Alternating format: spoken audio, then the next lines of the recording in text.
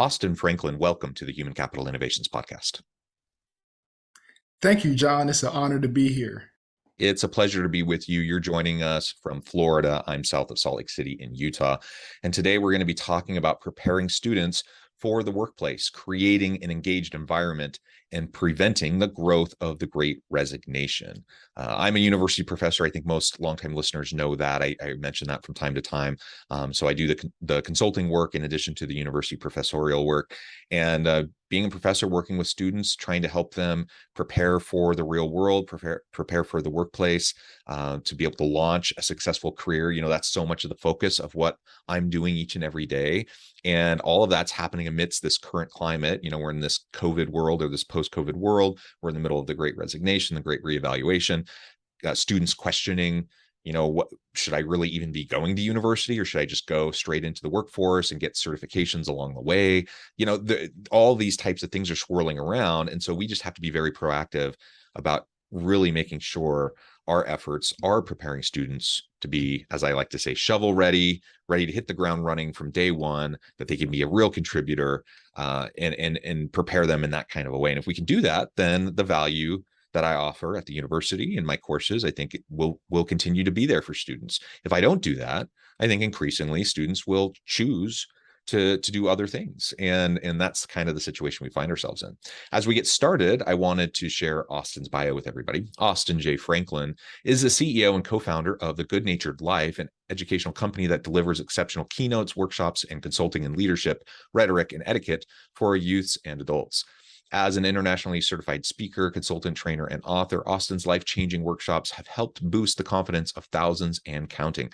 As a young leader, 27 years old, Austin has the ability to truly connect and understand professionals across the country, and can unpack how his life-changing workshops are helping professionals with their confidence development and leadership skills. Throughout his workshops, Austin teaches youths and adults how to lead themselves by delivering engaging and inspirational messages that are transformational and life-changing. After Austin's messages, many see their conduct improve, leadership skills improve, mental fitness heighten and tighten up, and realize the importance of their personal conduct and feel more confident about their future. I think that's fantastic. It's a pleasure to have you. Anything else you would like to share with me or my listeners by way of your background before we launch on in? Sure. I just want to thank you first and foremost for those kind words of introduction, and just want to commend you for the exemplary work that you do and you hosting this phenomenal podcast. Again, it's an honor to be on here. Well, I appreciate that. And thank you again for taking time out of your busy schedule to meet and to have this conversation. So why don't we dive in? Let's start with talking about higher education. What do you think higher ed needs to be doing more of to prepare their students for the workplace? Right. So I think higher ed does an awesome job of delivering excellent education with subject matters. But I think at a more macro level, students need to understand really the core competencies in terms of the mindset necessary and the perspective necessary to ingratiate themselves within the workforce at a higher level. At Good Natured Life, we host a summer program called the Good Natured Difference Maker program, which really positions students to understand how to distinguish themselves from the pack. And John, as you know, with the pandemic and COVID-19, now more than ever, I would say the competition has ramped up, right? So not only are students competing with those at their respective college or within their municipality, but oftentimes domestically and even internationally for certain positions. So it's that much more critical for students to really have the insight, the skill set, and the know-how to distinguish themselves from the pack, so they can make that indelible imprint and impact upon those spaces that they enter. So from our lens, a lot of the training and development for the college professional or the high school or emerging leader is really understanding those necessary leadership skills, understanding those necessary etiquette and rhetoric skills in terms of communication. And obviously that can help position them to be in a successful position as they enter certain jobs. As you know, certain professions have their own vernacular and have their own way of doing things from a technicality standpoint. And so it's really important for one to understand that at a micro level, those nuances. But every student can benefit from the proper mindset as they enter the workforce and move forward. Yeah, thank you. And I agree. I think we need to prepare students with those mindsets. You raise a really important point, and that is that on the one hand, the Great Resignation has put a lot of power in the hands of the labor force, right? People have options, they can choose. Unemployment's low, companies are struggling to get good people.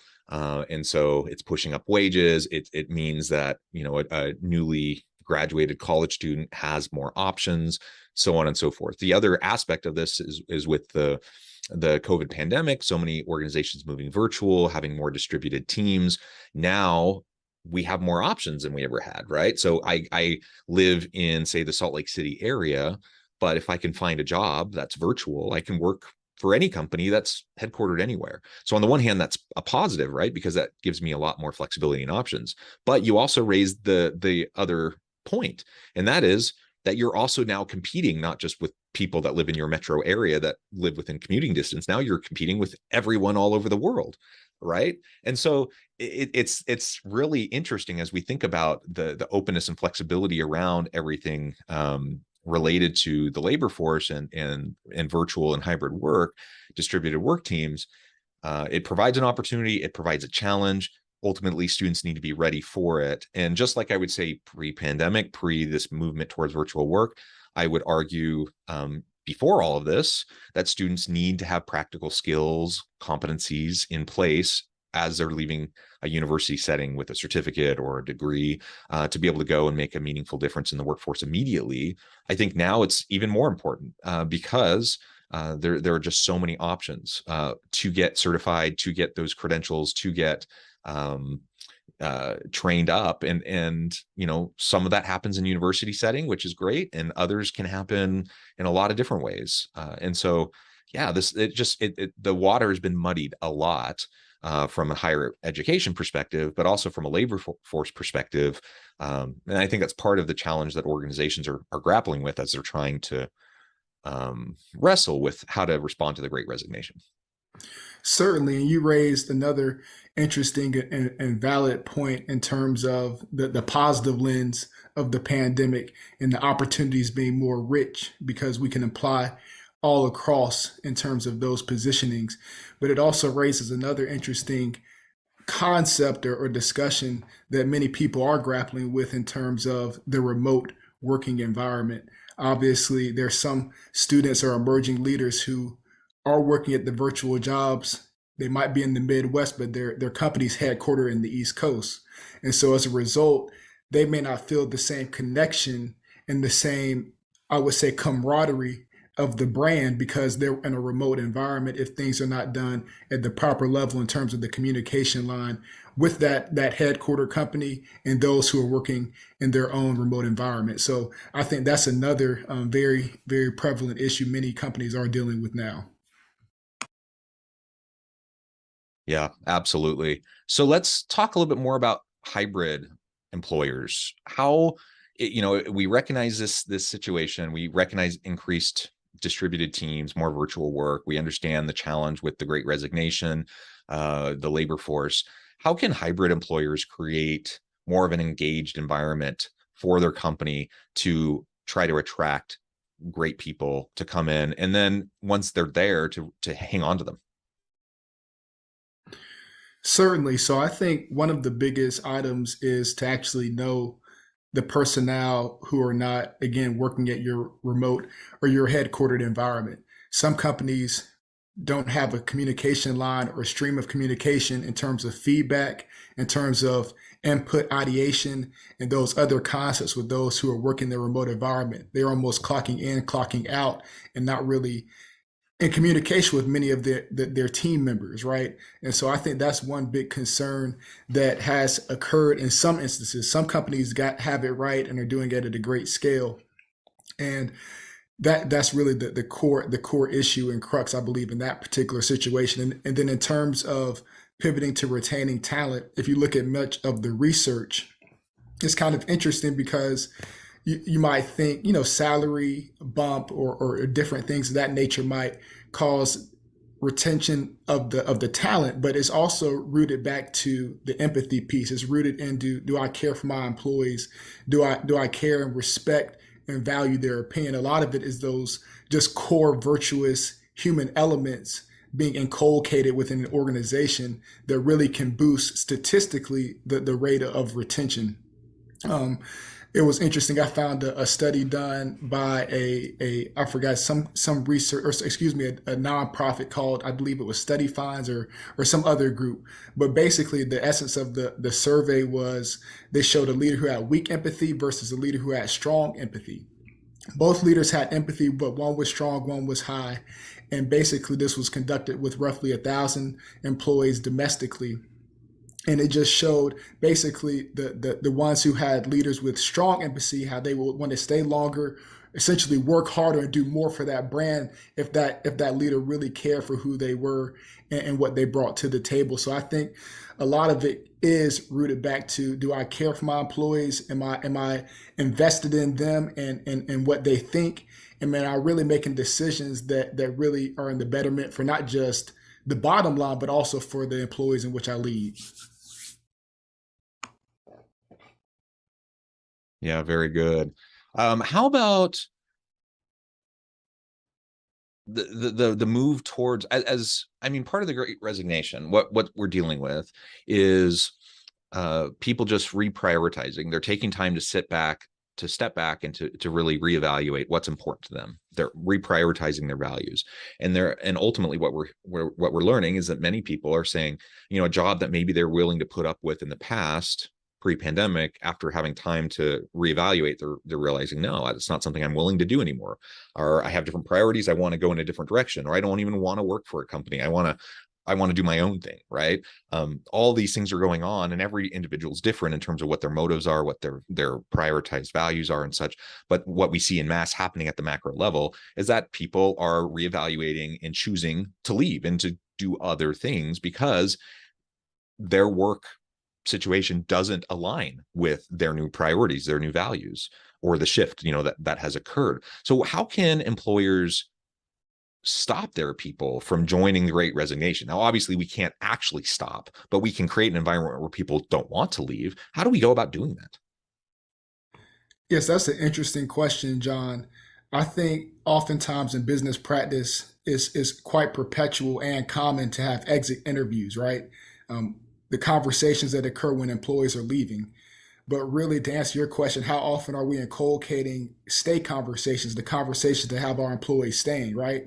So I think that's really the crux of addressing that concern, to really identify and have on an interval, monthly or weekly or bi-weekly, whatever is the best rhythm for that enterprise, and have those dialogues to see, okay, what has been done right? What can we do to help out?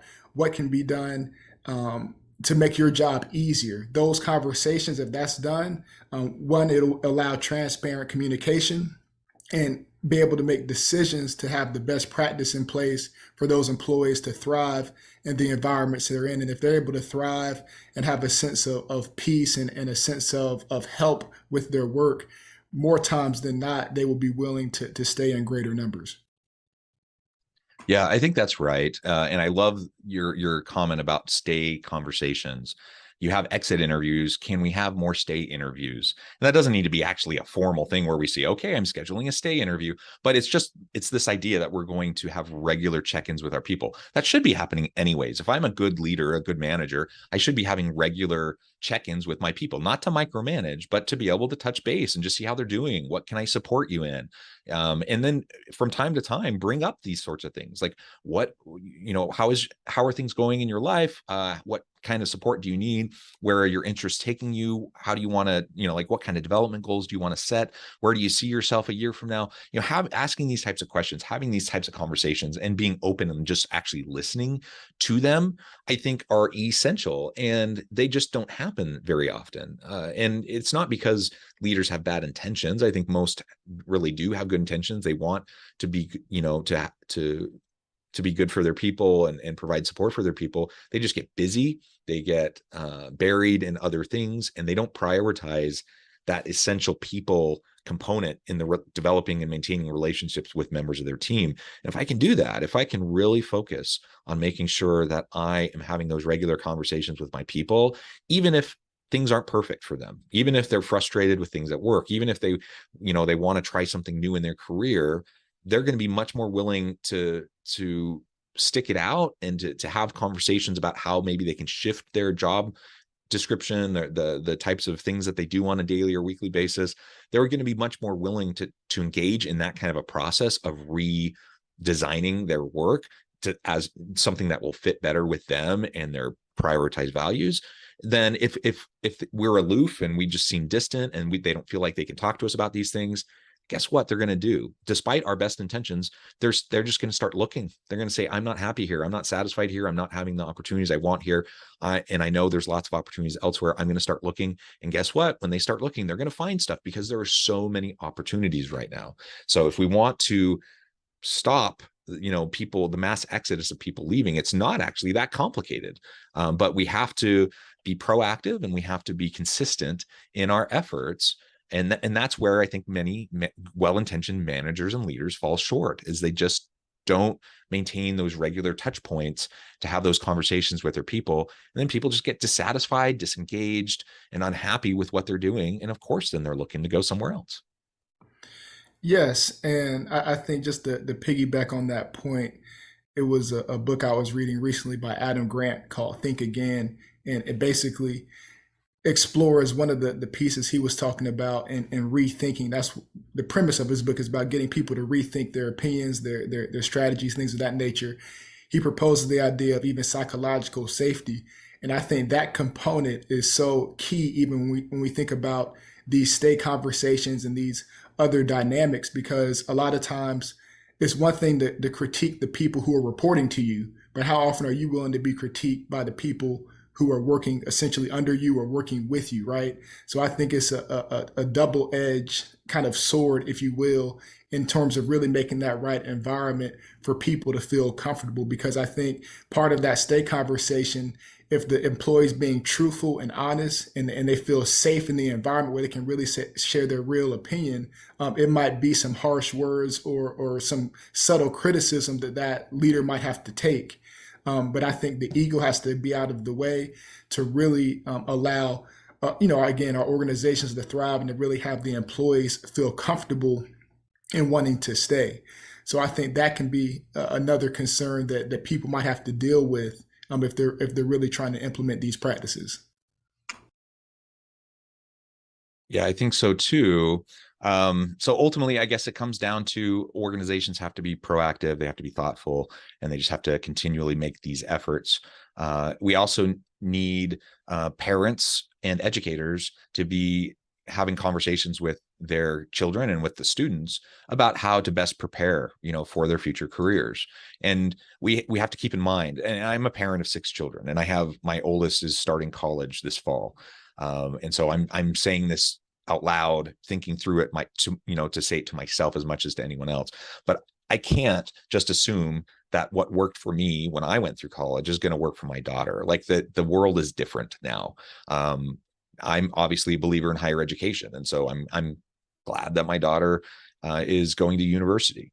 But I can't say what the world will look like in the future, and I can't tell her what she needs to do. And if I tried to tell her what to do, she's an adult now. She can make her own choices, and so I'm probably just going to put up walls of resistance if I take that approach. What I need to do as an educator for my students, as a father for my children, is I need to have these types of conversations. I need to help them understand the pros and cons of different approaches to career development. And as they're exploring their interests, I know with my daughter, my 18-year-old daughter, she kind of has an idea of what she wants to do, but she's young and she's learning and she's figuring things out. And she chances are she will shift over the coming years about what she wants to do. I know I did. I changed my major at university 4 times before settling in on something that I felt actually comfortable with.